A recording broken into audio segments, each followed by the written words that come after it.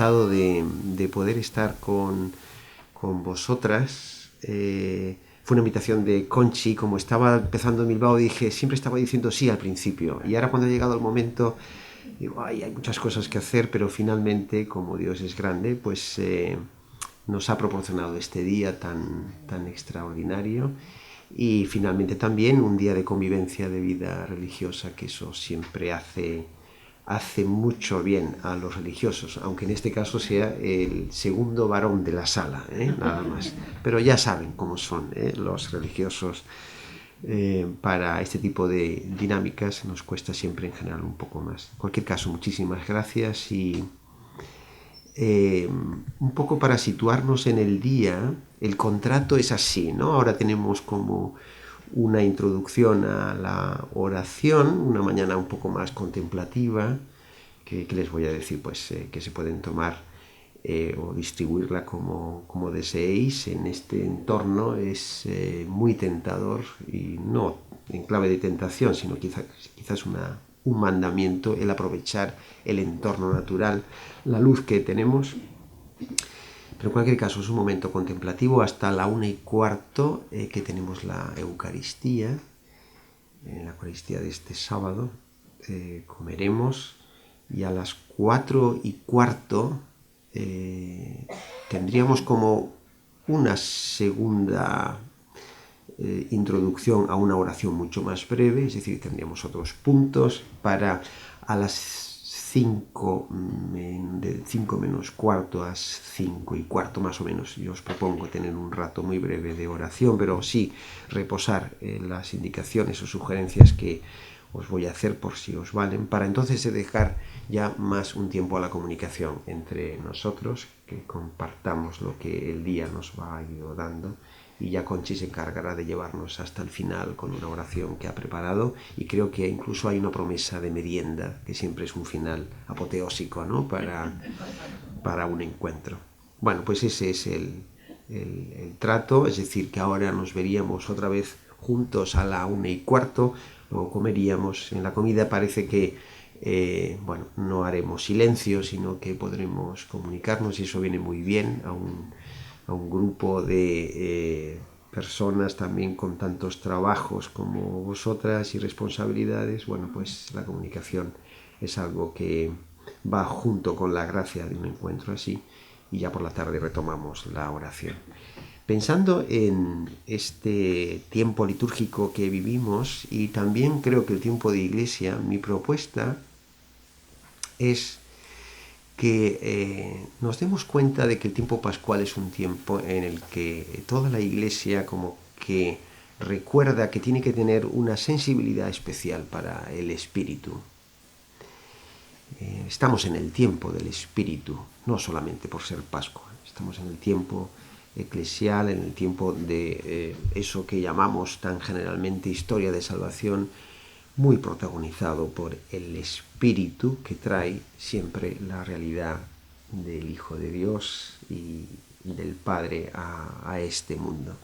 Y qué bueno sería, a lo mejor, en un momento en donde el Espíritu protagoniza tanto el tiempo litúrgico, el que podamos aumentar un poco la atención o la capacidad de descubrirlo, de experimentarlo, de volverlo a conocer, en esa clave que hoy vive tanto la Iglesia, la clave del discernimiento. Entonces, aunque con un poco de vergüenza, porque aquí estoy ante personas con mucha más experiencia que yo en vida religiosa, bueno, pues yo sugiero que le demos una vuelta en clave de cierta meditación o cierta contemplación a la posibilidad del discernimiento.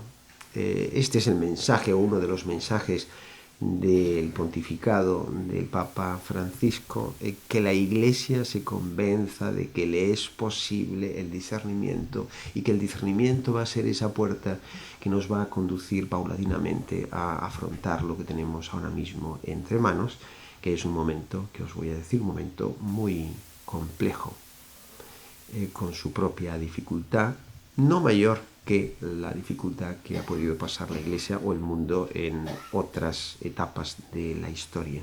Pero la invitación del Papa Francisco es siempre muy incisiva en este punto. allí donde está, aprovecha para introducir la palabra discernimiento y en el fondo para invitarnos a realizarlo. Bueno, pues la sugerencia para hoy sería, ¿por qué no lo volvemos a recordar que este ejercicio es un ejercicio de toda persona que cree? Nos olvidamos ahora de los títulos, no hay que sacar ningún título, ni siquiera en mi universidad, para discernir. Esto es asequible a cualquiera. Nos olvidamos ahora de si tenemos o no tenemos preparación y realmente empezamos a sospechar desde el principio que el discernimiento es algo que tenemos a la puerta y que nos está esperando para poder ser ejercitado. Bueno, pues desde ahí os sugiero un pequeño camino para este día que tiene 3 estaciones. Ahora os voy a proponer 2 estaciones y esta tarde la tercera.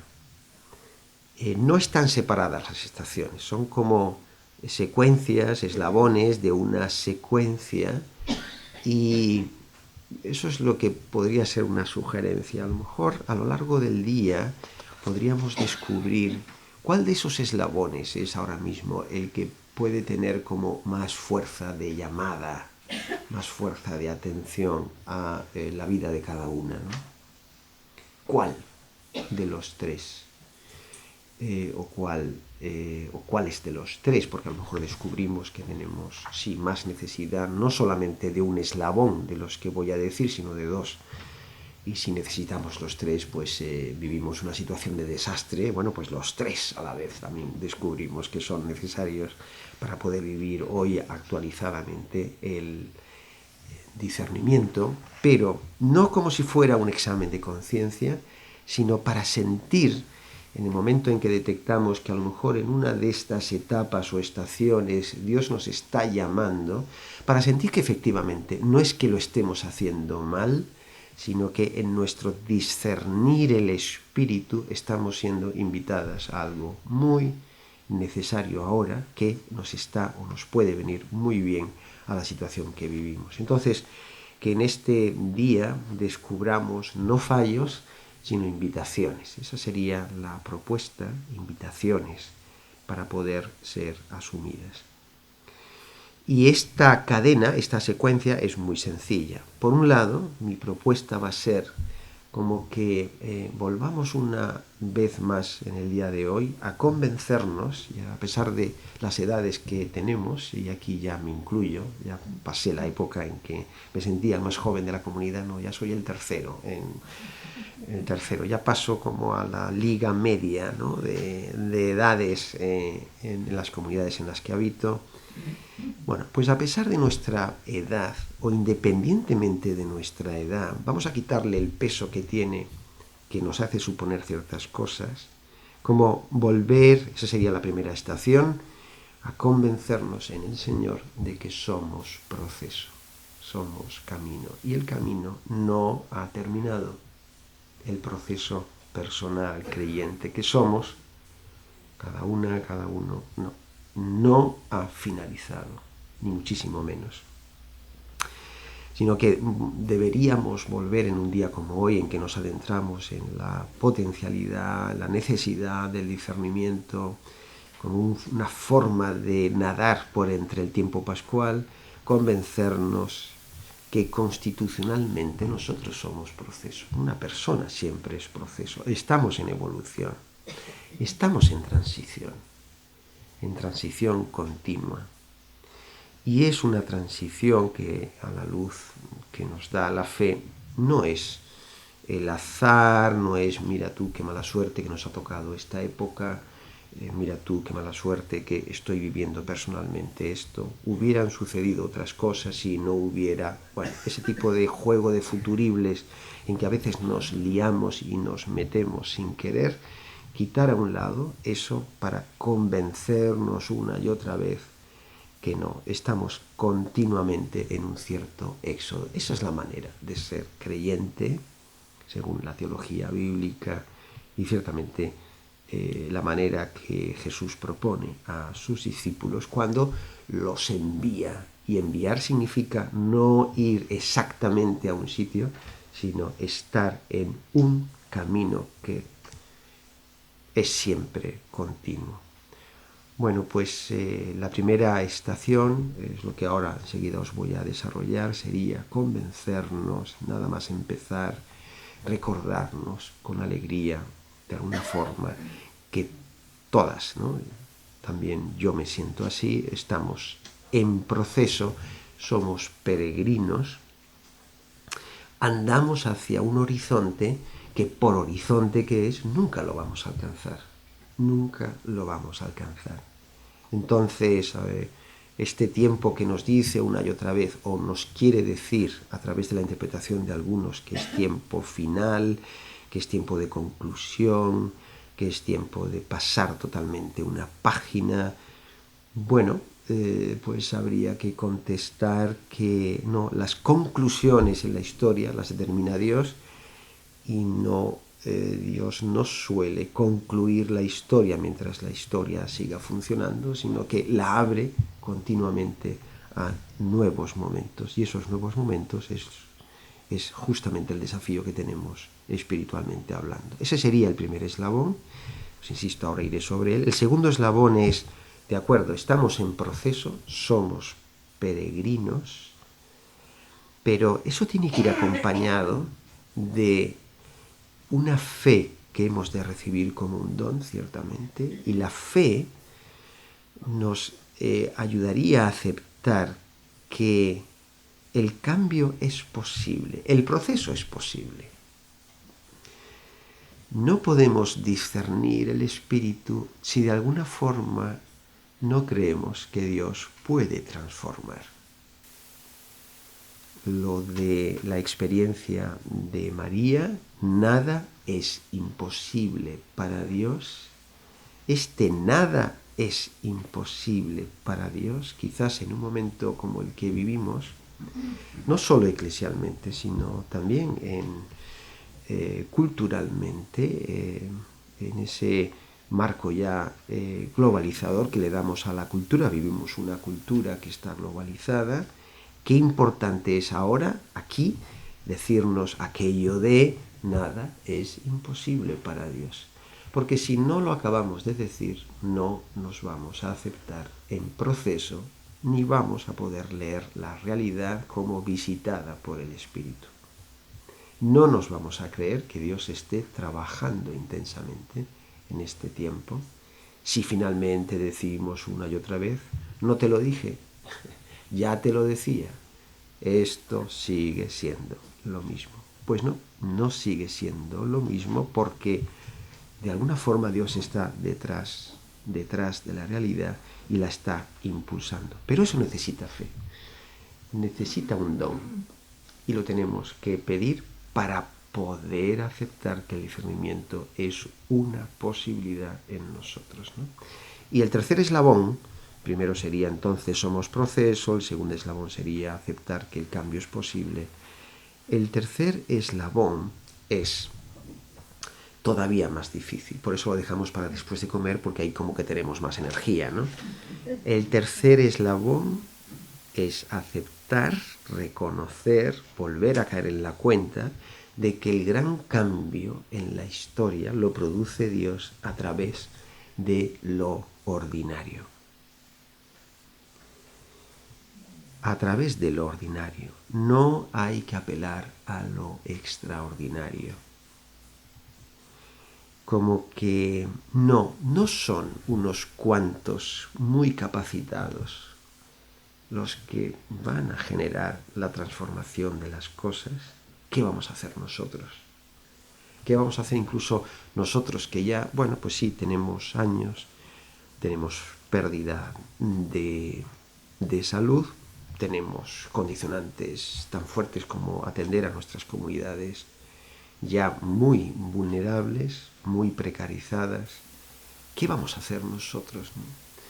Bueno, pues el tercer eslabón es complicado porque en el fondo es convencernos también como don de que no, Dios sigue contando con nuestra vida cotidiana, sigue contando exactamente con nosotros, y como que la santidad tiene un tejido de vida común que es esencial para que se produzca la transformación de la historia. Yo comprendo que entre nosotros tenemos que presentarnos con nuestros currículos para creernos un poco, bueno, lo que va a decir este o aquella debe tener como mucho peso, pero quizás no es el mejor mensaje entre nosotros para decirnos mejor que no, que en nuestras manos, en ese trocito de realidad que ahora nos toca, ese trocito de realidad es más que esencial para que se produzca nuevamente la encarnación, para que se produzca el cambio de la historia. Bueno, pues nos tenemos que convencer de eso. Ese sería el tercer eslabón, pero lo dejamos para la tarde. Y para eso tengo otro esquema que os daré por la tarde. Entonces empiezo con la primera estación, eso de convencernos de que somos proceso.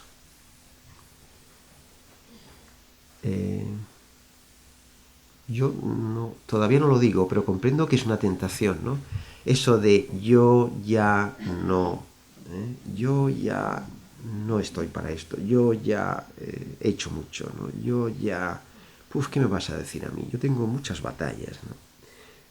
Muchas batallas, no me ves las medallas una tras otra, ¿no? Cómo superé las diferentes guerras en las que he estado desde hace muchísimo tiempo, incluso desde antes del Vaticano II. Bueno, pues, o sea que yo ya no. Bueno, pues para discernir hemos de aceptar que sí, el ya tiene todavía fuerza. Y aquí os traigo como el mejor certificado de que sí nos deberíamos mirar como proceso y aceptar que somos proceso el precioso texto de Eclesiastés, que lo conocemos de sobra, pero que aquí os propongo como visitarlo, porque nos sugiere algo nuevamente que necesitamos para poder vivir el tiempo actual. Todo tiene su tiempo y sazón, todas las tareas bajo el sol.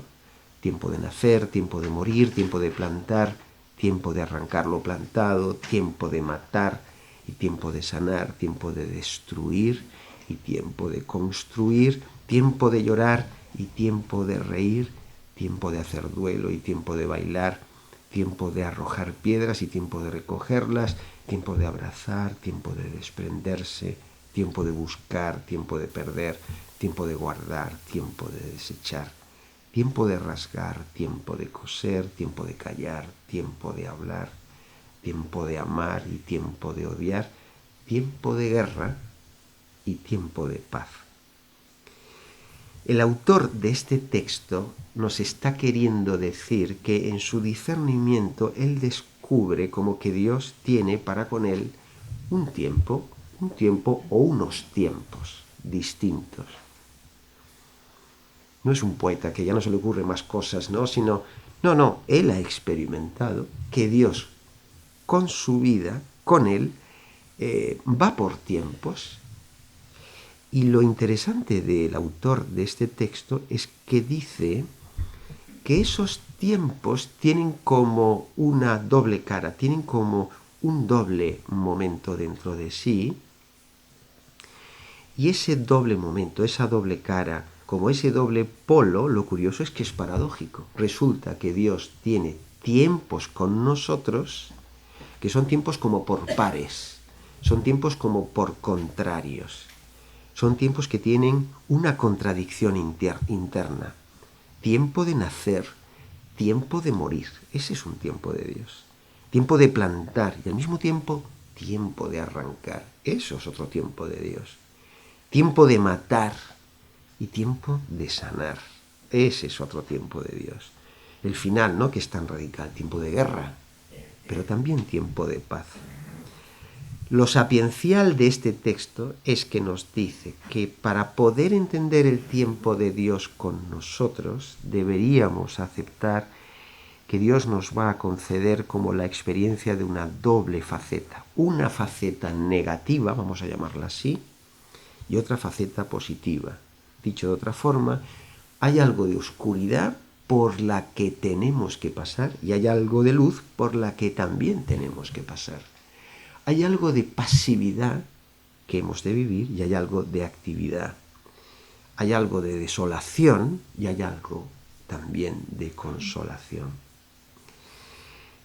Para poder discernir, deberíamos aceptar que esos son los tiempos de Dios. Esa especie de parejas, que como si fueran parejas que están bailando un vals, el baile, especialmente el vals, a lo mejor puede ser un ejemplo de cuál es la dinámica, ¿no? En una pareja tiene que haber como fuerzas, sí, un poco hasta centrífugas, y ejerciendo la pareja fuerzas centrífugas, pues, que tienen que girar, tienen que recorrer toda una sala, tienen que moverse conjuntamente, pero para que eso se pueda producir tienen que hacer fuerzas como centrífugas para que finalmente los dos, cada pareja, pueda bailar como si fuera una unidad, los dos puedan generar una fuerza centrípeta y eso genera finalmente la belleza de un baile.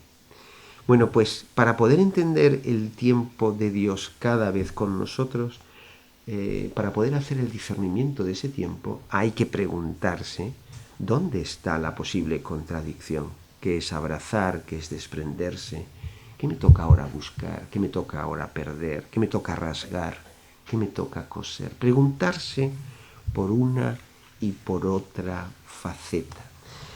Porque en la medida en que nos pongamos detrás de la sospecha de que ese tiempo de Dios tiene esa doble faceta, esa faceta negativa, entre comillas, y esa faceta positiva también, entre comillas, descubriremos entonces que estamos necesariamente ante Dios con un cierto movimiento. Estamos como invitados a movernos, no a quedarnos solo en una parte del tiempo de Dios, sea la positiva o la negativa, sino con las dos. Y en la medida en que aceptamos que estamos llamados a pasar del rasgar al coser, estamos llamados a pasar del callar a hablar, estamos llamados a pasar a la guerra para después pasar a la paz, en esa medida en que aceptamos esas conexiones entre los contradictorios, estamos diciéndonos que somos proceso. Dicho de otra manera, para afrontar cada momento como tiempo de Dios, nos tendríamos que preguntar por la novedad a la que Dios nos está invitando. La novedad a la que nos está invitando. Hay que callar para después hablar, hay que llorar para después reír, hay que destruir para después construir. ¿Qué novedad es la que Dios está un poco sugiriendo en cada uno de sus tiempos? ¿Qué es lo distinto a lo que Dios de alguna forma me está llevando a través de la experiencia que voy teniendo de Él? A veces la pregunta de si estamos bien con Dios es una pregunta que a veces la respondemos con la estabilidad. No, estoy bien, estoy bien. Aplicamos el estar, ¿no? Estoy bien. Y quizás no se trata tanto de estar bien, sino de decir, mira, estoy intuyendo algo que viene. Algo que no sé exactamente nombrarlo siquiera, pero algo que me atrae, algo que me impulsa, algo que me hace ver un horizonte que no había experimentado antes. Pero estoy en movimiento, ¿no? Estoy en camino. Y simplemente sería, como tercer comentario en esta estación, si yo os invitaría a que, bueno, como me lo hago a mí mismo, ¿no? Preguntarnos si estamos en esa disposición de aceptar que Dios tiene para conmigo tiempos suyos en donde me va a ofrecer por un lado desolación y me va a ofrecer por otro lado consolación.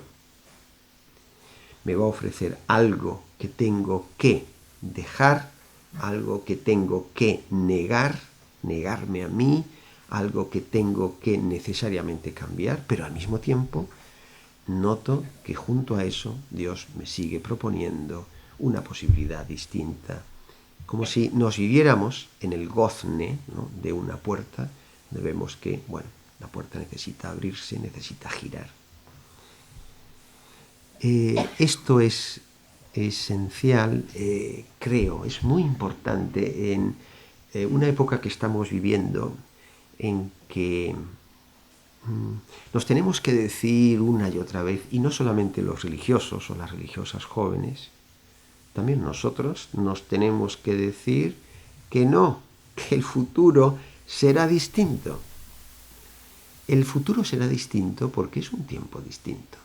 No califiquemos al futuro como es un tiempo menor, es un tiempo disminuido. No será el que hemos vivido. No, es un tiempo distinto. No es el tiempo de una vida religiosa cercenada, ¿no? No, es el tiempo de una vida religiosa que tiene que ser necesariamente diferente a la que fue hace unos años, intentando evitar al máximo las dichosas comparaciones. Aunque la comparación es una tendencia habitual, es como una inercia de nuestro conocimiento para situarnos en las cosas.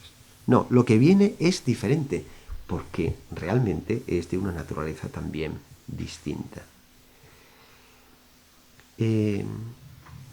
Aquí quizás convendría como decirnos una y otra vez que para que aceptemos, una y otra vez, para que aceptemos que efectivamente los tiempos de Dios son tiempos de esta forma paradójica, nos tendríamos que decir una y otra vez, Señor, yo te concedo la posibilidad de la novedad, te la concedo. Tú eres Dios porque en el fondo eres el único capaz de crear novedad en mi vida, ¿no? Como que Dios tiene todavía posibilidades de novedad. Mientras no le concedamos a Dios ese espacio de creatividad fundamental, vamos a tener muchas dificultades para aceptarnos en proceso, en definitiva para meternos en procesos de discernimiento. Entonces aquí, como pregunta que os lanzo a propósito del texto de Eclesiastés, es, fijaros un poco provocativamente, ¿no? ¿En qué crisis nos hallamos? Pero crisis en positivo, ¿eh? Es decir, ¿en qué paso, en qué términos de cambio y transformación, en qué conversión? Y perdonad que me dirija así a vosotras, no, yo creo que no es cuestión de salir de esta pregunta diciendo, ¿pero qué crisis voy a tener yo ya? Bueno, pues en mi experiencia de la vida religiosa, vamos a llamarla así, muy experimentada, hay desafíos que no puede vivir un novicio, ni puede vivir un junior, ni puede vivir un teólogo, ni puede vivir un religioso en sus primeros momentos de vida apostólica. Son desafíos de tal calibre que cuando desafíos, por ejemplo, de fe, desafíos de esperanza, desafíos de comprensión de la historia, que solamente una persona experimentada puede vivir, cuando escuchas a la vida religiosa que te comenta desde ahí lo que está viviendo, digo, claro, eso no se puede vivir antes. Eso tiene un calibre de tal calidad y de tal profundidad que no se puede vivir antes. Por lo tanto, también con nuestras edades estamos, me parece, llamados a una conversión. Pero bueno, esta es la sugerencia. ¿En qué crisis nos hallamos? ¿Notamos que estamos llamados a algo distinto, algo diferente en clave de evangelio? ¿Nos vemos procesualmente? ¿O estamos más bien estancados? No le estamos dando margen de maniobra al espíritu, ¿no? No le estamos dando posibilidad de interlocución al espíritu. Bueno, como sugerencia de pregunta, por si os puede ayudar. Y la segunda estación es lo que os comentaba. De acuerdo, muy bien, estamos en proceso, pero ¿por qué no nos decimos también al mismo tiempo si el cambio es posible? Y aquí os sugiero dos textos que os presentaré brevemente. Uno es el de la mujer enferma y otro es el de Bartimeo. Dos textos que van más o menos en la misma línea, ahora enseguida os lo comento. Empiezo con el de la mujer enferma, es la curación de la mujer encorvada en la sinagoga en sábado. Un sábado Jesús estaba enseñando en una de las sinagogas, había allí una mujer que por causa de un demonio llevaba 18 años enferma, andaba encorvada y de ningún modo podía enderezarse. Cuando Jesús la vio, la llamó y le dijo, mujer, quedas libre de tu enfermedad. Al mismo tiempo Puso las manos sobre ella y al instante la mujer se enderezó y empezó a alabar a Dios. Indignado porque Jesús había sanado en sábado, el jefe de la sinagoga intervino dirigiéndose a la gente. Hay 6 días en que se puede trabajar, así que vengan esos días para ser sanados y no el sábado. Hipócritas, le contestó el Señor, ¿acaso no desata cada uno de ustedes su buey o su burro en sábado y lo saca del establo para llevarlo a tomar agua? Sin embargo, a esta mujer, que es hija de Abraham y a quien Satanás tenía atada durante 18 años, no se le debía quitar esta cadena en sábado. Cuando razonó así, quedaron humillados todos sus adversarios, pero la gente estaba encantada de tantas maravillas que él hacía. Bueno, no sé si saben medicina muchas de ustedes. Bueno, pues aquí tienen a un Lucas, un evangelista que sabe de medicina, y nos pone como un diagnóstico en una mujer a la que casi como que se le está dando un cierto anonimato. ¿Qué le pasa a esta mujer? Tiene una parálisis, es crónica, una parálisis que parece en parte un poco psicosomática, tiene un origen confuso. Hay un demonio, parece como causa detrás, no se puede explicar de otra manera. Es un dolor de largo recorrido, parece como que enquistado, que le hipoteca la vida y la biografía a esta mujer. Y realmente parece como que no hay mucha salida. Pero hay un dato en el diagnóstico que hace Lucas, que es un dato de observación. Y la observación es que esta mujer está en la sinagoga. Podía estar en su casa absolutamente desesperada. Pero esta mujer está en la sinagoga. Y es como si en el diagnóstico hubiera que poner que esta mujer sigue creyendo en la posibilidad del cambio, en la posibilidad de la curación. Esta mujer tiene un credo que le dice, para Dios todo es posible. Y por eso está en la sinagoga. Si ese es el diagnóstico,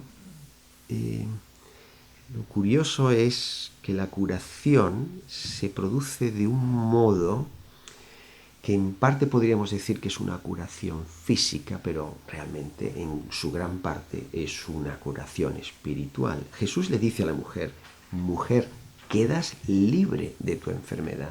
No le dice simplemente estás sanada, sino quedas libre. Trata la sanación como si fuera una liberación. Es como si lo espiritual recogiera a lo físico y lo elevara a un nivel superior. Y lo precioso de esta escena es que habría que imaginarlo, ¿no? Como dice el texto, ¿no? Algo así como que la mujer se endereza. Estaba encorvada y se endereza. Es como si la vida se pusiera nuevamente en pie, como si lo que estaba ahí alienando finalmente cayera a un lado. Es como si la mujer se volviera a confirmar en que yo estoy en proceso. Es posible el cambio. Yo estoy viviendo una etapa y estoy como avecinándome a una etapa distinta. Y hay un dato en todo este texto que es llamativo. Si os fijáis, si aplicáramos la lupa al texto, veríamos que hay una insistencia en lo de los 18 años. Son 18 años con esta dolencia. Y 18 años en aquel momento que vive Jesús, en donde la longevidad de la gente era mucho menor que la nuestra, 18 años es una eternidad, es casi la vida entera. Es contundente ese número, por eso se repite. 18 años es muchísimo tiempo. Y claro, ante ese tiempo tan largo, muchos piensan que no es posible la curación, como que Dios no tiene posibilidades de cambio. Niegan la esperanza. Y posiblemente lo que más enfada a Jesús es cómo se ha perdido la esperanza respecto a las personas. La curación habla de que incluso después de 18 años es posible superar un encorvamiento atávico, ¿no? Es posible superar eso que nos bloquea. Es posible para Dios. es posible sanar finalmente las heridas. Bueno, pues os sugiero esta escena por si contemplándola os puede ayudar en esta línea de estamos creyendo realmente que la fe es posible, la fe en el cambio es posible. Y si nos ayuda la mujer encorvada, pues aquí tenéis también como una posibilidad a Bartimeo. Entonces vinieron a Jericó y al salir de Jericó, él y sus discípulos y una gran multitud, Bartimeo, el ciego, hijo de Timeo, estaba sentado junto al camino mendigando. Y oyendo que era Jesús Nazareno, comenzó a dar voces y a decir, Jesús, hijo de David, ten misericordia de mí. Y muchos le reprendían para que callase, pero él clamaba mucho más, Hijo de David, ten misericordia de mí. Entonces Jesús, deteniéndose, mandó llamarlo, y llamaron al ciego, diciéndole, ten confianza, levántate, te llama. Él entonces, arrojando su capa, se levantó y vino a Jesús. Respondiendo Jesús le dijo, ¿qué quieres que te haga? Y el ciego le dijo, Maestro, que recobre la vista. Y Jesús le dijo, vete, tu fe te ha salvado. Y enseguida recobró la vista y seguía a Jesús en el camino. Hay algo llamativo en este milagro y es que, bueno, no es lo habitual. En las narraciones de milagro de los evangelios no se usan nombres propios. No es lo habitual. Pero mira por dónde tenemos aquí un texto en donde, bueno, sí, el caso es el caso de Bartimeo. Yo soy de una ciudad muy pequeña y como ciudad pequeña yo creo que todos sabemos en la ciudad los nombres de los tres o cuatro personas discapacitadas que llaman mucho la atención en la calle y que no asustan porque sabemos cómo hacen, cómo dicen, cómo gritan, cómo piden continuamente. Sabemos quiénes son, de dónde vienen, incluso hasta cómo surgió la enfermedad, ¿no? Cuando va un turista se asusta, pero no se preocupe, si esto no, le chilla, pero no hace daño, no se asuste, no siga, ¿no? Bueno, Bartimeo parece que es un personaje así, la gente de Jericó lo conoce.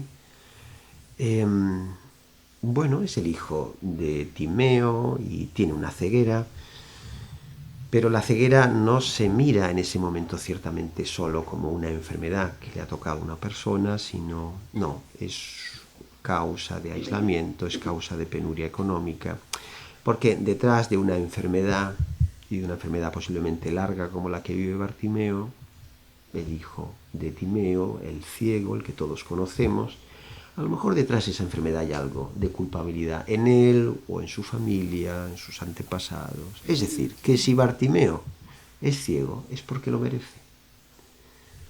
Bueno, pues ahí está viviendo, pero ciertamente hay algo de merecimiento en su situación. Y Bartimeo posiblemente experimentaría que con respecto a él no hay ninguna fe en el cambio. Más bien hay una especie de mensaje continuo de, mira, si estás así, es porque tienes culpa, por lo tanto, vive en esa especie de esfera de sinsentido, de incomprensión, de soledad existencial. No, Bartimeo, no hay cambio para ti. No hay cambio. Y dedícate a pedir y a sobrevivir. Eso es lo que, bueno, pues habitualmente, posiblemente pensaría la gente de Bartimeo, a quien conocemos desde hace ya tantos años. Y resulta que Bartimeo, el que incluso podía haber introyectado continuamente esta sensación de que las cosas no cambian, da muestras de todo lo contrario. Y da muestras de todo lo contrario porque cuando empieza a escuchar que Jesús está pasando, Bartimeo es el que grita como si hubiera sido la conclusión de una reflexión interior largamente elaborada. Grita aquello de Hijo de Dios. Es el único que acierta, es el único que ve en toda la escena quién es el que está pasando por allí. Y tan intuye que Jesús le puede romper esta especie de entorno sobre el que él duda, pero es un entorno para él que le dice continuamente que nada puede ya estar bajo la posibilidad del cambio, tan está convencido de ello que grita, estropea, digamos, el momento, hace un verdadero escándalo, porque él quiere encontrarse con Jesús. Es decir, que Bartimeo está demostrando que no estaba desesperado, sino que estaba como rumiando la posibilidad de que en su situación incluso era imaginable el cambio. Y bueno, pues ya sabemos lo que sucede con la escena. Es curioso que en esta escena tan llamativa, ¿no? Esta pregunta de Jesús un poco, no sé si llamarla simpática, ¿no? ¿Qué quieres que te haga? Pues, pero Señor, esto... Bueno, es una manera como de, en el fondo, ir apuntando a algo. Claro que Bartimeo quiere ver, pero Bartimeo quiere ver lo profundo. De hecho, cuando es curado, dice Marcos, enseguida recobró la vista y uno diría, bueno, ahora voy a visitar a Jericó, a todo el mundo, para decirles de una vez, miren, es posible el cambio, ¿no? No, Bartimeo se dedicó a seguir a Jesús. Como que Bartimeo está viviendo un proceso en el que para él, claro que quiere ver, pero él quiere ver a la forma de un discípulo. Y por eso se hace discípulo de Jesús. Bueno, pues desde ahí, para la reflexión, es si tenemos esperanza con respecto a nosotras mismas, ¿no? ¿Tenemos esperanza sobre cada uno de nosotros? ¿Nos seguimos creyendo lo que se nos dice a nuestro entorno respecto a nuestros procesos? La mujer encorvada, pues imaginaros, 18 años. Bartimeo, el hijo del ciego, bueno, ya sabemos, pues no os digo nada. ¿Tenemos esperanza sobre nosotros mismos? ¿En qué sentido nos hemos dado ya por desahuciados? Porque Bartimeo se podía haber dado por desahuciado y ciertamente la mujer enferma igualmente. Nos hemos dado ya por definitivamente irresolubles. Por definitivamente, mira, no tenemos remedio. No tenemos remedio.